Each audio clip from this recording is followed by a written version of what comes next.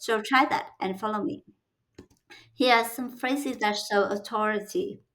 Number one, put the word direction into your sentence. For example, if you want to say, I like to set the direction of this conversation, or I don't like the direction of where this is going. When you say the word direction, you inherently make yourself the captain of the ship, that you are the one pointing out where it needs to go.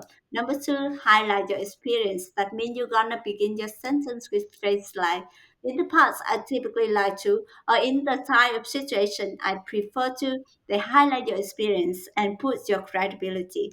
And number three, use the word that sets expectation. They are phrases that are productive to that conversation that can highlight where your focus is, where you concentrate, and where your priority are. For example, it's as easy as saying, I like to focus on the issue at hand. And that's how to show more authority. And so try that and follow me.